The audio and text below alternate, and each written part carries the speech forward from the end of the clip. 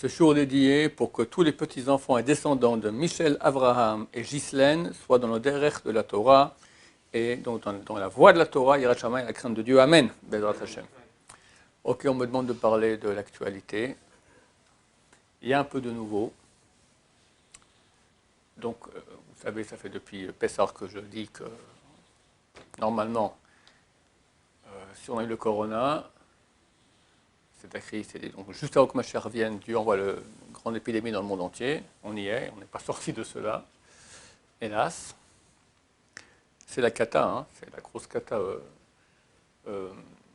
des chefs d'État mondiaux qui sont très bons en économie, qui voient les choses. Il y en a peut-être la meilleure, c'est Angela Merkel, donc chef d'État de l'Allemagne. Et il y a 2 semaines, elle a fait un discours très clair à l'allemande, d'accord, qu'on va droit à la catastrophe, une crise comparable à celle qu'il y a eu après la Deuxième Guerre mondiale. D'accord, il n'y avait plus d'Allemagne. Les gens allaient acheter leur pain avec une valise de billets. Elle a dit très clairement, quoi. Et elle comprend. C'est une économiste. Donc c'est la cata. Et donc juste avant que Mashiach revienne, Corona, juste avant que Mashiach revienne, la Perse, donc l'Iran doit tomber dans les mains de Rome. Rome, c'est l'Occident. Donc, nous pensons qu'il y a une guerre qui se prépare contre l'Iran. Mike Pompeo, secrétaire d'État américain, est venu 2 fois déjà les derniers temps, donc il y a 2 semaines environ, puis avant il y a environ 3 mois, d'accord, clairement pour préparer, enfin il dit contre l'influence néfaste de l'Iran, la paix avec les Émirats arabes, avec le genre de Trump qui vient, etc., tout ça c'est clair, ça a à voir, c'est pour faire front commun. On m'a dit aujourd'hui même qu'un ancien général qui parle aux nouvelles, ancien général de l'armée israélienne, a dit qu'il se peut qu'il y a déjà une escadrille. Pourquoi est-ce qu'on fait tellement la paix avec les Émirats? Il y a beaucoup de gens qui ont crié qu'en contrepartie, Trump leur donnait des F-35. Il a expliqué que les F-35 c'est un bijou, nos pilotes travaillent depuis des mois pour être... C'est pas comme ça en quelques semaines qu'ils vont apprendre à piloter dessus, c'est pas trop dangereux.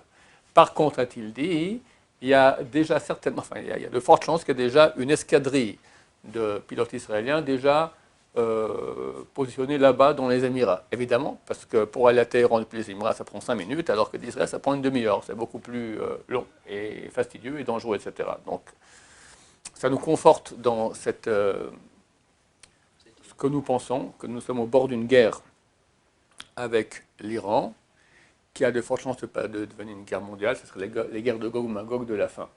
Et c'est pour ça que je voulais en parler aujourd'hui. Il est clair que lorsqu'on attaque l'Iran, la réaction c'est Hezbollah, donc le Hezbollah de l'Iran et Hamas qui attaquent. Et comme par hasard, maintenant ils s'en rencontrent, le chef Haniyeh, donc le chef du Hamas, s'en rencontre avec le chef du Hezbollah. Il doit être au courant de ce que je pense, d'accord? Donc ils sont en train j'imagine qu'ils sont en train de préparer la réaction qu'il faudra avoir. Ça, c'est au niveau géopolitique, au niveau des écrits. Maintenant, ce que je rajoutais, d'abord, ce que je peux me tromper, d'accord, c'est dans les écrits, mais rien, enfin, c'est marqué qu'à Rosh Hashanah, il y aura le Gmardin, la fin de la sentence contre les ennemis de Dieu. Les ennemis de Dieu, c'est l'Iran, d'accord, enfin, nos ennemis à nous, qui sont les ennemis de Dieu, c'est écrit tous les ennemis de Dieu sont les ennemis d'Israël, les ennemis d'Israël sont les ennemis de Dieu. Donc, nous pensons que c'est l'Amérique qui va attaquer l'Iran. On peut se tromper, on se trompe toujours. Ce qui est intéressant, c'est qu'il y a un bruit qui court au nom de grandes tzadikim. Bon, d'abord, il y a Rav Shalom Aroush, très très connu de Breslev, qui a dit que ça fait 40 ans qu'il ne parle pas de Mashiach. Et là, il a dit, c'est le dernier Rosh Hashanah sans Mashiach, et il se peut même qu'on aura, il y a quelques chances qu'on aura peut-être même Mashiach à Rosh Hashanah. Je me suis renseigné un peu, alors il s'avère qu'en fait, c'est un élève à lui qui a parlé à Shabbat.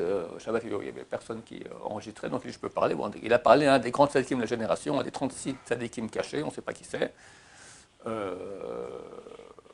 Qu'il aurait dit cela, d'accord, comme quoi, et au contraire, il y a de fortes chances que déjà à Rosh Hashanah on soit avec Mashiach. Moi, mon impression personnelle, je vous dis, je ne pense pas à Rosh Hashanah. D'abord, c'est marqué dans la Gemara qui ne peut pas venir Shabbat, Mashiach. Et c'est marqué qu'à Shabbat, c'est marqué au Hashanah, il y aura la Gmardin, la fin des ennemis de Dieu. Peut-être par Mashiach, je ne sais pas, peut-être, hein, tout est ouvert. J'ai une impression basée sur pas grand-chose, ça sera un peu après. Mercredi, jeudi, après Rosh Hashanah, B'ezrat Hashem, pour que, hop, on arrive tous, Mashiach vient, on fait Tchouva, et Kippour, etc. Et après, si Mashiach vient, ça légitime une union des peuples contre nous, Ça, c'est Gog ou Magog. Et c'est écrit que ça sera à Sukkot. Il y a une Kabbalah, il y a une tradition comme quoi cela sera à Sukkot. Évidemment, je peux complètement me tromper, et puis tout se passera très bien, et puis on continue avec Corona, et puis Dieu ait pitié de nous. Mais, ce qui est intéressant, évidemment, moi, il ne faut pas grand-chose pour m'allumer, je suis allumé, je vous le dis tout de suite, voilà, c'est qu'il y a des gens, beaucoup de gens, qui ont dit au nom de grands tzadikim cachés, un dit au nom du troisième des 36 cachés, je ne sais pas comment c'est qui le troisième, qui calcule c'est quoi, bon, que ça y est, ça va commencer, il y en a même qui a dit que ça va commencer ce jeudi-là. On dit que donc la semaine, on est le 17 Elul, ça fait quoi en Goy, septembre, 6 septembre. Moi, je dis aussi, si se trompe jeudi, ça tombe vendredi. Vendredi, ça peut être très intéressant. Pourquoi? Parce que je me suis dit, si l'Amérique veut attaquer l'Iran, c'est donc en fait la guerre de l'Occident contre le monde arabe fondamentaliste, d'accord, les fous de Dieu. Quelle date serait la meilleure pour les Américains à choisir pour aller se battre contre les fondamentaux? Hein? Pourquoi vendredi? Le 11 septembre. Pourquoi vendredi?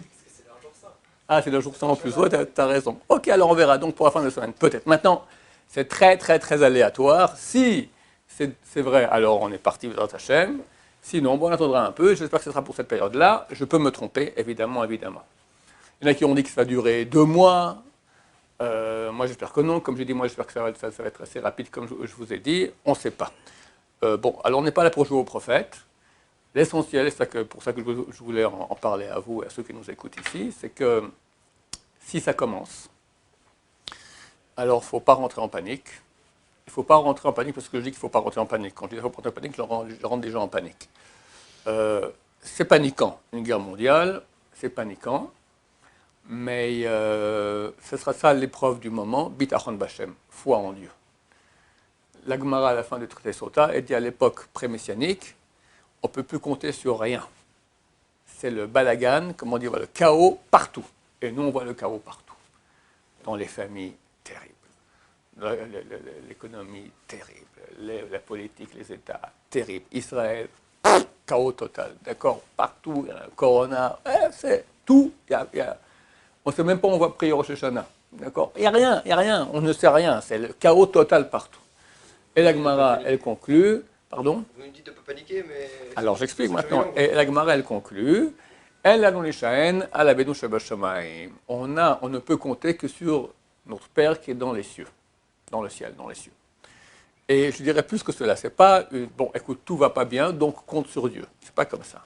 Le but de la manœuvre, que Hachem veut amener Mashiach, il veut que tu arrêtes de compter sur les médecins, sur l'État, sur l'économie, sur les trucs, tout ça t'arrête, fini. Habibi, c'est Dieu qui gère tout. Alors commence à lever les yeux vers lui. Donc s'il y a une guerre, on peut encore moins compter, ni sur notre argent, ni sur la sécurité, ni rien, que sur Hachem.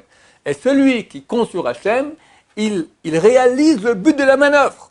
Donc forcément, il est protégé, il est bien. Donc pas rentrer en panique, Hachem, on compte sur toi, et ceux qui comptent sur Hachem, il n'y a aucune raison qu'ils soient touchés, Bezrat Hachem. Vous direz, la Shoah, machin, ça n'a rien à voir. La Shoah, c'était écrit déjà à l'avance depuis toujours, qu'avant que Mashiach vienne, il y aura un malheur terrible qui touchera le peuple d'Israël. Le Ramchal, il a expliqué aussi que quand la lumière, je vais expliquer ça une fois, je vais le répéter, parce que c'est très clair que ça parle de la Shoah, comme les commentateurs modernes ont dit, sur le Ramchal écrit il y a 300 ans, il écrit que lorsque le temple existait, il y avait des portails très grands ouverts dans le ciel par lesquels il y avait un flux d'abondance énorme qui venait sur le peuple d'Israël. Et du peuple d'Israël, ça passait après aux autres peuples. Lorsque le temple a été détruit, tous ces portails ont été fermés et le flux passe chez les Goïms et nous reçoit un petit flux par des petites fenêtres qui sont ouvertes en bas. En haut, il y a le grand portail, en bas, il y a des petites fenêtres. C'est d'après le verset de Shir HaShirim, Metzit minacharakim. Dieu regarde par les petites, c'est pas des fenêtres, des interstices, d'accord? Comme ça, il regarde. Voilà, c'est par cela que le flux vient. Minus. Dit le Ramchal, lorsque la Géoula, Dieu va dire, ok, ça y est, Géoula, on commence. C'est un processus. Alors à ce moment-là, les portails dans le ciel vont s'ouvrir pour amener leur flux. Et dès qu'ils s'ouvrent, les petites fenêtres en bas se ferment. On ne peut pas voir les deux à la fois. Le problème est que pour que la lumière avec des portails en bas, ça prend du temps. Beaucoup de temps. Ça descend lentement, pour arriver à notre bas monde. Et dès que ça va s'ouvrir ici et que les fenêtres vont se fermer, ça va être une période d'obscurité terrible pour le peuple d'Israël. Et là, ici, plusieurs versets qui parlent de la... C'est terrible, enfin, et c'est clair, quand on lit ces versets, tous parlent de la fin de Etzara Yaakov, ce sera une période de détresse pour Yaakov, et on sera sauvé, Dieu pourquoi nous a abandonnés, enfin, beaucoup de versets complètement caractéristiques de la Shoah, qui correspondent à cette période. On voit que dès que la Shoah est passée, ça commençait tout le retour en terre d'Israël, etc., et la Tchouva, et aujourd'hui on a un pays avec une économie, sans Corona, quand même une économie très bonne, le seul pays dans lequel la verdure gagne du terrain sur le truc, enfin, nos ennemis ont fait la paix avec nous ou ont été détruits, d'accord, bon, Baruch Hashem, le monde de la Torah, la Tchouva, c'est énorme, on est extrêmement bénis, ça fait que commencer, d'accord. Donc, ne me rétorquez pas la Shoah. Là, Bézat Hashem, on est en phase de fin. Mashiach vient. Ça sera pas mal, ça sera que bien. Ceux qui sont loin de Torah, je ne sais pas ce qui se passe avec eux. J'ignore. Sincèrement, je ne sais pas. J'espère qu'ils seront sauvés par le mérite. Je dis qu'il y a une Gemara dans le traité Sanhedrin, page 111, qui dit que Rabbi Resh Lakish dit il y en a un par ville et deux par famille qui seront sauvés. Rabbi Yochanan lui a répondu Dieu n'aime pas que tu parles comme ça. Dit un par famille, un par ville et deux par famille, sauf toute la ville et toute la famille.